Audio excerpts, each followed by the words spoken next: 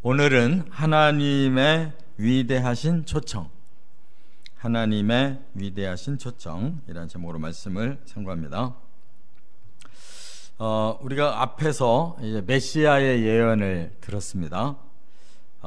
메시아는 이제 나라를 이루실 것인데 그 나라는 번영하는 나라이고 영원한 긍휼, 사랑을 베푸시는 나라고 무엇보다도 공의로운 나라가 될 것이다 그랬어요. 이것이 이제 하나님의 마지막 목표인데 이 목표를 이루신 후에는 과연 뭘 할 거냐?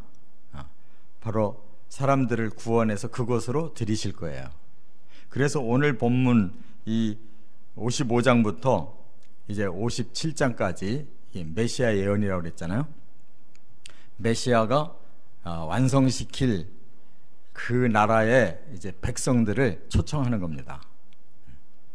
그래서 하나님의 위대하신 초청이라고 제가 제목을 붙인 것은 너무나 당연하고, 오늘 이 55장의 이 초청의 메시지가 성경에 계속 나오고 있는 거예요. 계시록까지 나오고 있어요.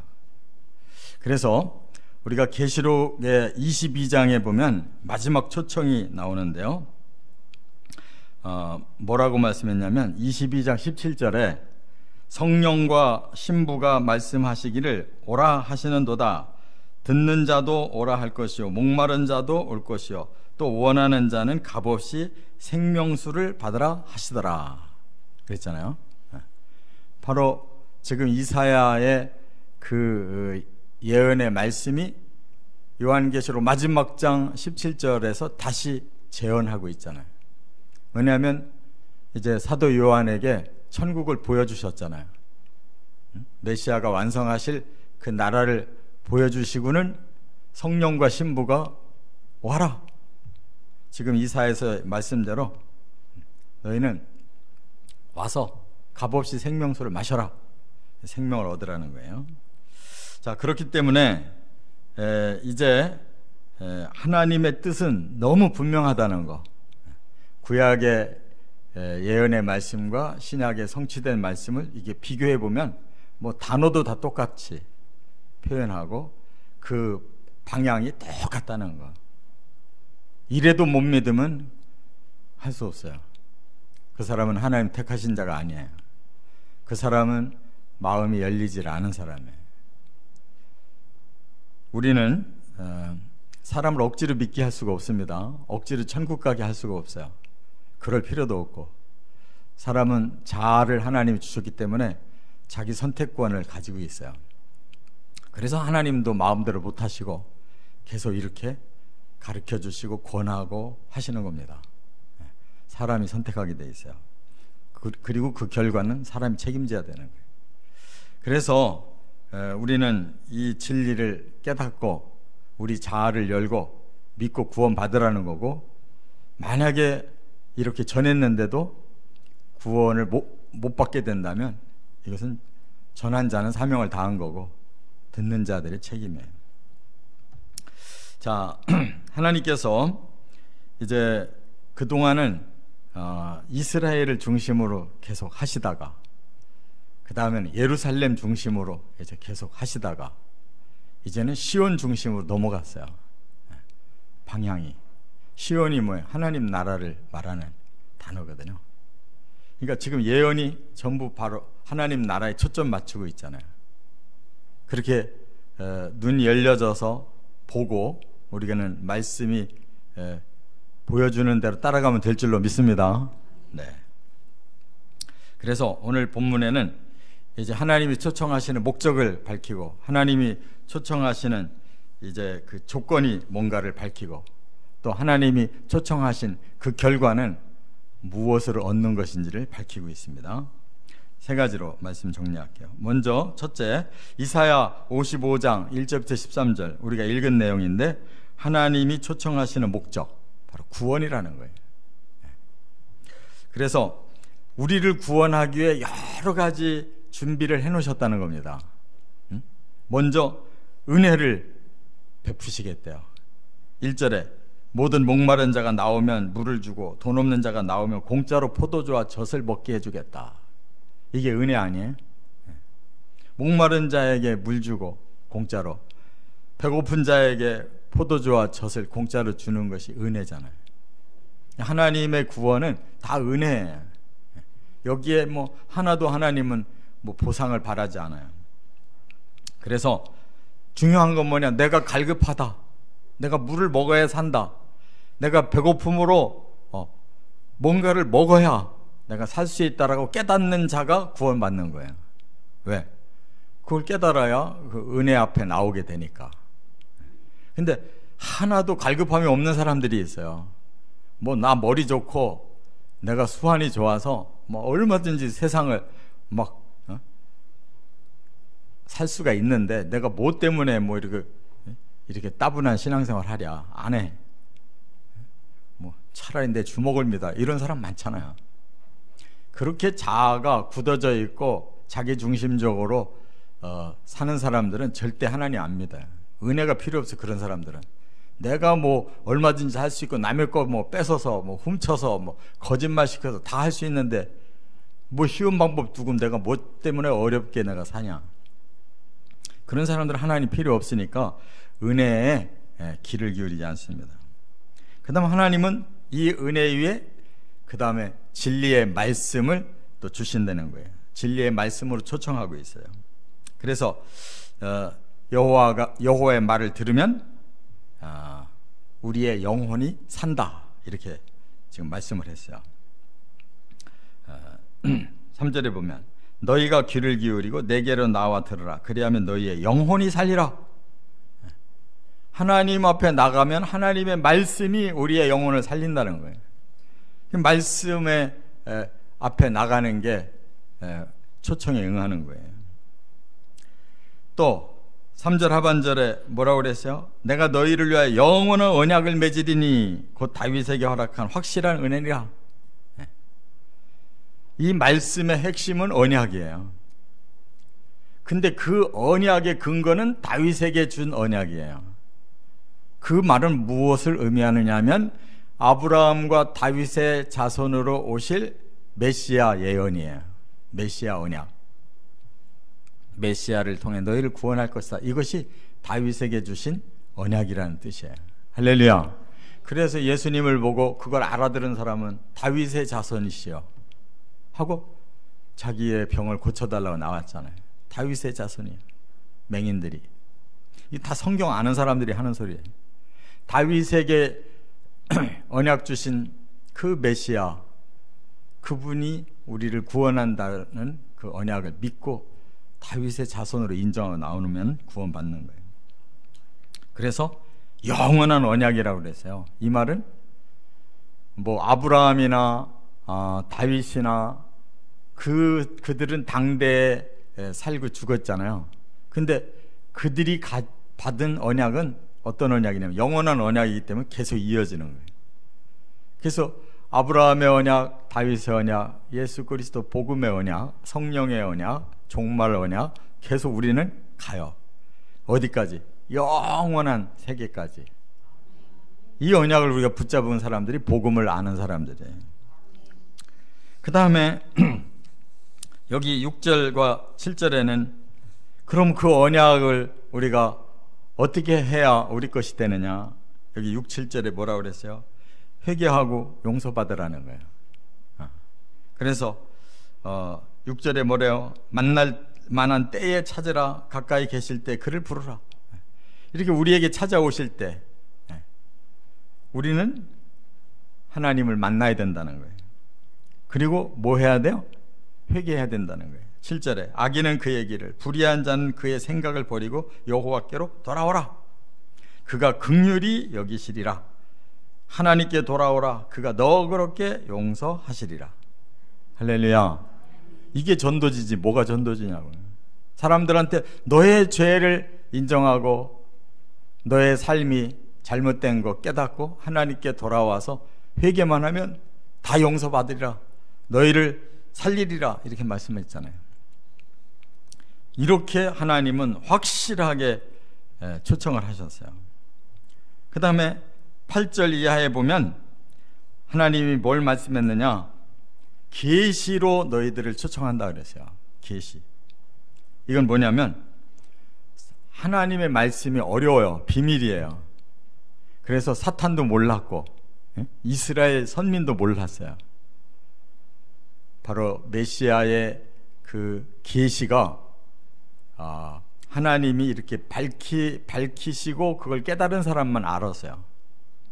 그래서 예수님은 다 버림받고 죽으셔야 됐어요. 선민에게도 버림받고 이방인에게도 버림받고 예수님은 죽으셔야 됐다고요. 세상에 그런 메시아가 어디 있어요? 근데 그게 하나님의 비밀 계획이었어요. 그거를 깨달은 자가 누구예요? 제자들이잖아요. 그들이 십자가 앞에서 다 도망갔다가 다시 그 진리를 다시 기억하고 돌아왔잖아요. 성령을 받으니까 그 진리를, 그 계시를 막 밝혀가지고 신약시대가 시작된 거잖아요. 이처럼 우리는 다행히 이렇게 종말의 시대에 태어나서 구약부터 신약까지가 다 완료된 후에 우리가 나왔기 때문에 우리는 계시의 말씀을 아예 처음부터 가지고 있지만, 과거의 사람들은 이 계시를 점점 밝히시는 걸 과정에 있기 때문에 다 몰라요. 예수님이 세례 요한도 이 땅에서는 가장 큰 자지만 하나님 나라에서는 천국 백성은 그보다도 더 큰 자들이라고 말씀했잖아요. 세례 요한도 복음을 다 몰랐어요. 그래서 예수님을 인정했다가도 자기 생각에 막 바로 세상을 변화시킬 줄 알았는데 그럴 생각이 여지가 안 보이니까 당신 메시아 맞습니까? 라고 제자들한테 확인하잖아요. 감옥에 갇혀 있는데 답답한 거죠. 저분이 메시아라면 반드시 나를 구원해 낼 텐데, 이 세상을 확 변화시킬 텐데 왜 저렇게 가만히 있나? 몰라서. 우리는 예수 이후에 왔기 때문에, 성령의 시대에 왔기 때문에 이 계시의 말씀 앞에 나오면 다 풀어지는 거예요. 할렐루야. 그리고 이제 이사야 56장 1절부터 8절에 가면 누구를 초청하냐면 인류 전체를 초청하고 있어요. 그래서 여기에 보면 56장에 이렇게 말씀하죠. 1절에 중간에 정의를 지키며 의를 행하라. 이는 나의 구원이 가까이 왔고 나의 공의가 나타날 것임이니라.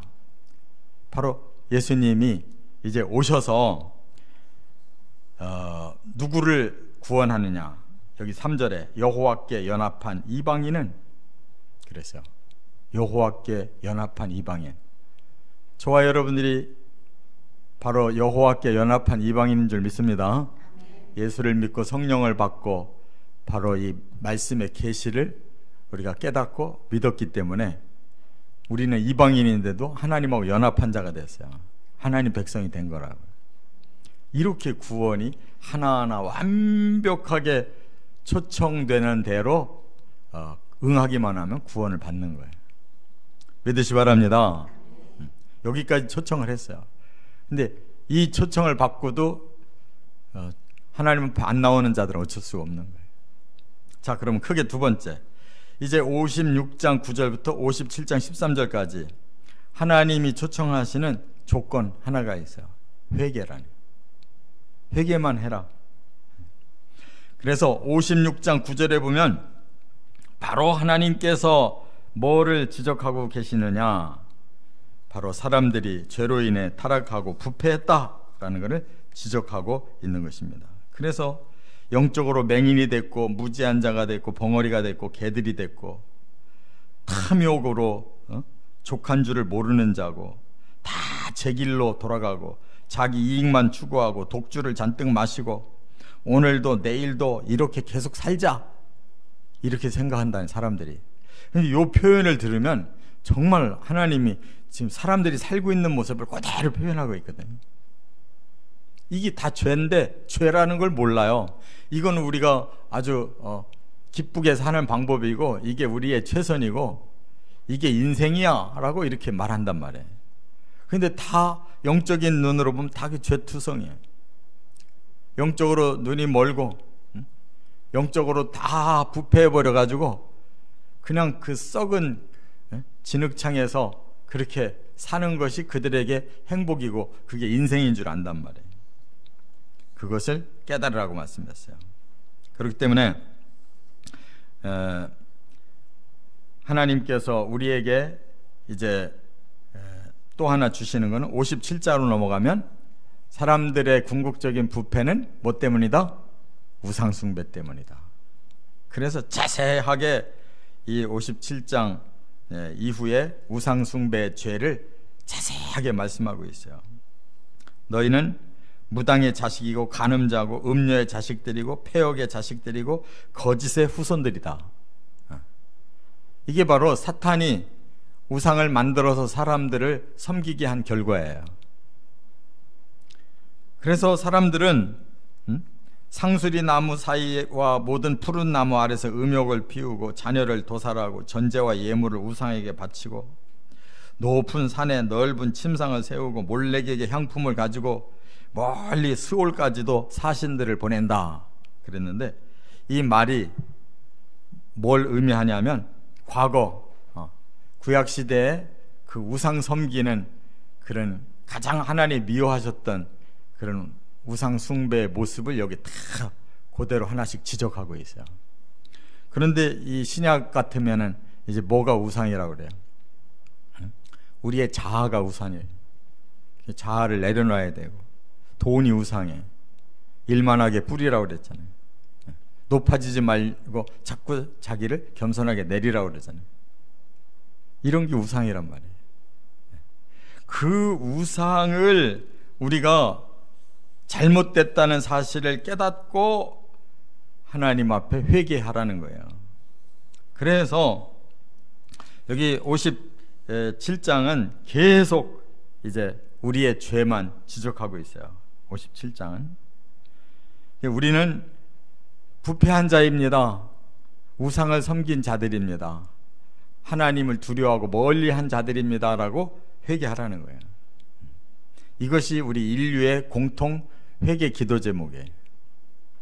우리는 다 죄로 부패했다는 거, 그리고 우리는 뭔가 하나님 말고 다른 섬기는 것이 있다는 거. 그래서 우리는 오히려 하나님 믿으려고 안 하고 하나님을 두려워하려고 한다는 거. 그러나 그것이 아무리 너희가 따급해서 부르짖어 봐야 그 우상은 바람에 날려가고 기운에 불려갈 뿐이다. 하나님께 회개하고 돌아오는 길밖에 없다. 이렇게 말씀했어요. 끝으로 세 번째, 이제 그 결과가 뭐냐? 이사야 57장 14절부터 21절까지 이제 하나님이 초청하시고 우리가 응답한 결과는 뭐냐? 크게 세 가지를 말씀했는데, 하나가 14절부터 16절에 보면 소생케 하겠다 그래. 소생. 이 소생이라는 건 되살아난다는 거예요. 예수님이 요한복음 3장에 너희가 거듭나야 하나님 나라가 보이고 갈 수가 있다 그랬죠. 그렇게 회개하고 용서를 받으면 영안이 열리는 거예요. 그래서 소생, 다시 살아나는 거예요. 거듭나는 거예요. 우리는 영혼이 지금 부활한 겁니다. 할렐루야. 앞으로 육체가 부활하는 날이 예수님의 재림에, 초림하신 예수를 믿으면 영혼이 부활해, 다시 살아나는 영혼이.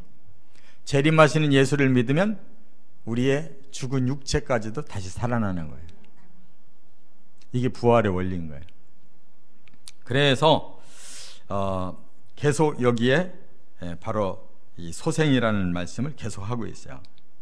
그래서 우리는 영혼이 소생하려면 우리 안에 더러운 것들을 빼내야 되잖아요.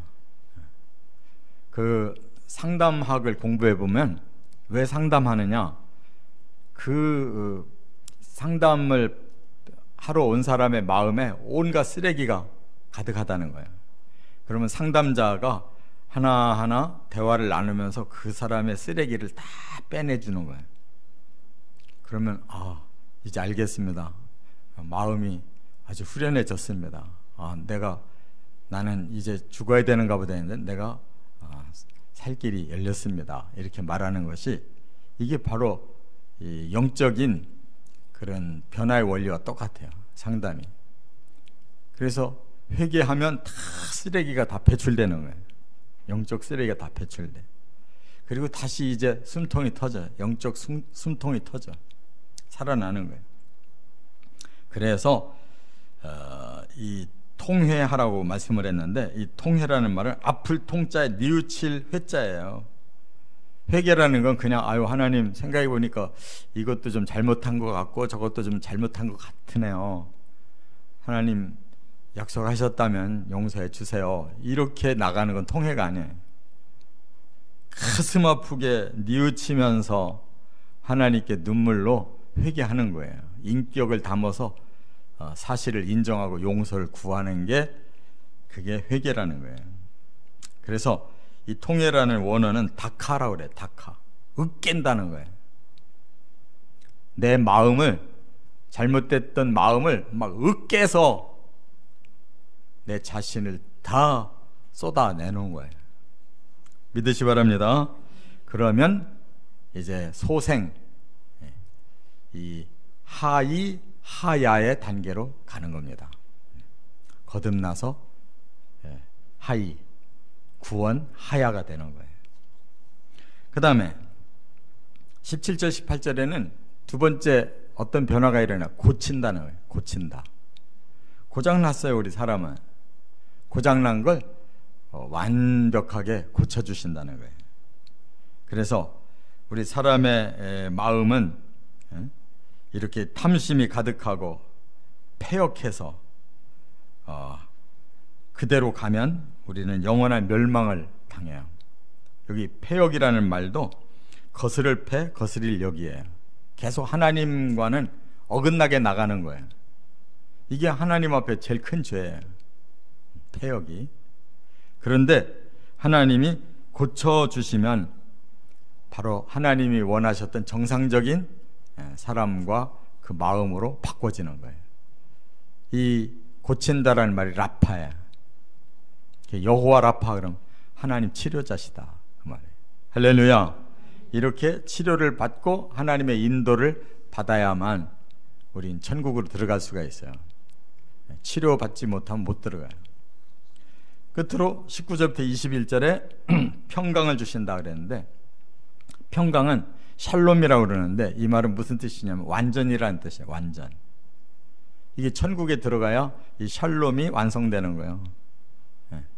이 땅에서는 그냥 이미지만 누리는 거예요. 우리가 살짝 이미지만 누려요.